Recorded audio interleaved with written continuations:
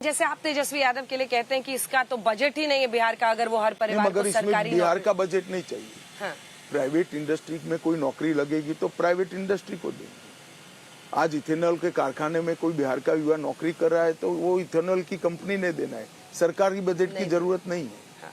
सरकारी बजट 18,70,000 करोड़ का इन्वेस्ट हो चुका है। उसी फैक्ट्री के निवेश पर सर टारगेट कर रहे थे। फैक्ट्री के निवेश पर नहीं, रोड बनाने में, बिजली के कारखाने बनाने में, एयरपोर्ट बनाने में 18,70,000 करोड़ रुपया इन्वेस्ट हो चुका है।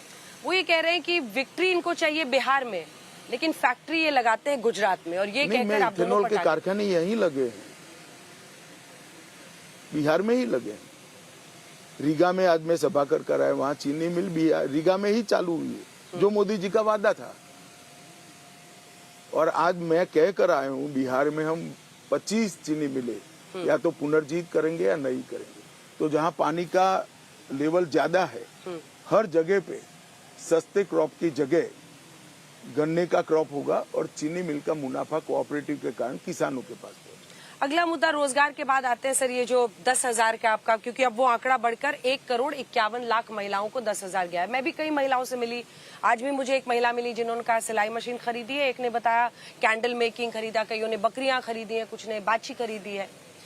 वो कह रहे हैं कि ये वोट खरीदी है, ये जो बीजेपी कर रही है वोट खरीदी। जी आप ही कह रहे हो कि वो महिला ने सिलाई मशीन खरीदी है, किसी ने बकरियां ली है, किसी ने केक बनाने का मशीन लिया है, तो वो उसकी रोजगारी के सृजन के लिए है। और अब ये 10,000 रुपया हमने जो भेजा है, ये सारी 25 महिला इकट्ठा होती है तो 2,25,000 रुपया होता है।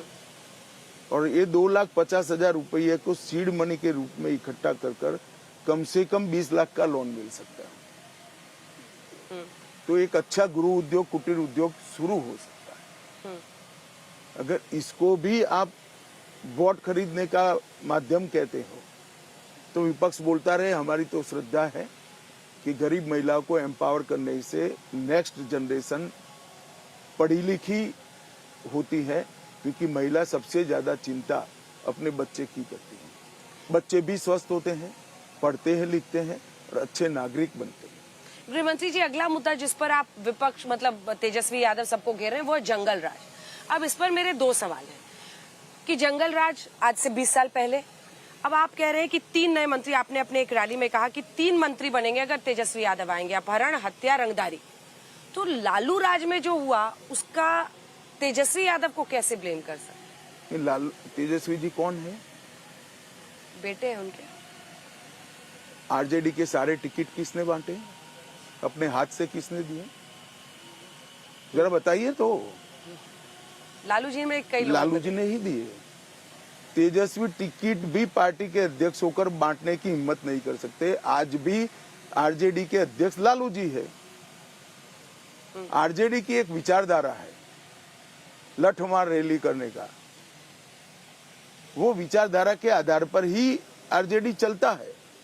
अभी भी उनके गाने शुरू हो गए बिहार में, कट्टा लहराएंगे, कट्टा लहराएंगे। अभी तो चुनाव जीते भी नहीं। चुनाव जीतेंगे तो जंगल राज ही आएगा, आप मेरी बात मान कर चलिएगा। और 20 साल से जंगल राज नहीं है, इनमें उनका कोई योगदान नहीं है। 20 साल उनका शासन नहीं है, इसलिए है। अगर उनका शासन आया तो नए चेहरे के साथ, नए भेष में, नए कपड़ों के साथ जंगल राज ही आएगा।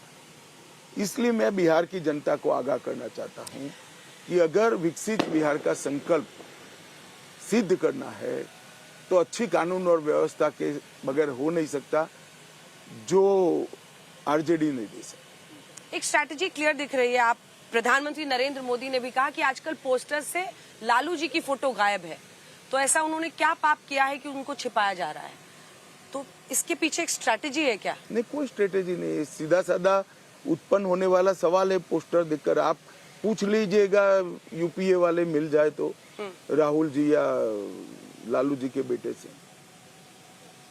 पर वो तो अब चुनाव नहीं लड़ रहे, तो उनकी फोटो वो कह रहे हैं काहे को लगाएंगे हम? नहीं, हमारे चुनाव में कई ऐसे लोगों का फोटो होता है जो चुनाव नहीं लड़ रहे हैं।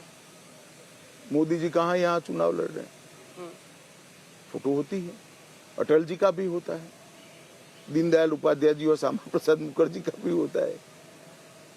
लेकिन ये जो हमला था जंगल राज वाला, क्या गृह मंत्री जी वो मोकामा की घटना से उसकी धार कुंद हुई है? जरा भी नहीं हुई है। देखिए, जंगल राज की व्याख्या क्या है?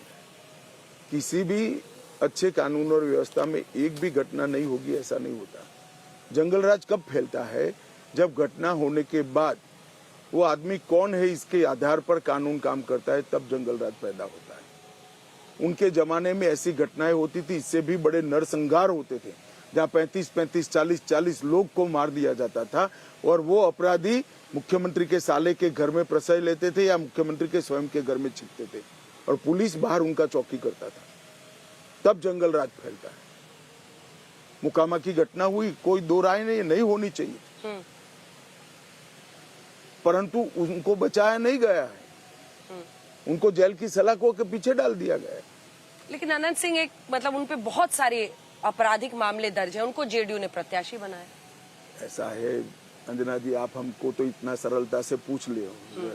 राहुल जी और लालू जी को पूछे, लालू जी तो स्वयं आरोप नहीं है, सजा हो चुकी है और राहुल जी इनके साथ हाथ मिलाकर गांधी मैदान में खड़े होते हैं। इनको तो सजा हो चुकी है ना। अपराधी सिर्फ आरोप नहीं है, अब सजा ही हो चुका है, 21 साल तक मुकदमा चलकर। अब आते हैं इस बात पर कि जो हमले हो रहे हैं एक दूसरे पर, राहुल गांधी ने कहा कि प्रधानमंत्री नरेंद्र मोदी वोट के लिए नाच भी सकते हैं। वो कई जगहों पर साहनी साहब के साथ मछली भी पकड़ने गए, वोट के लिए स्टेज पर नाच भी सकते हैं, कुछ भी कर सकते हैं। राहुल जी के ऐसे निवेदनों का कांग्रेस को भरसक नुकसान होने वाला है, क्योंकि कांग्रेस पार्टी ने मणिशंकर अय्यर से लेकर सोनिया गांधी जी ने जब मोदी जी के लिए खराब शब्दों का प्रयोग किया, भारतीय जनता पार्टी की जीत और गाढ़ी हुई और इस बार भी यही होगा। और उस बार तो उन्होंने छठ मैया का भी अपमान कर दिया, मोदी जी का अपमान करते करते करते छठ मैया का भी अपमान कर दिया। बिहार की जनता इसको अच्छे से नहीं लेती।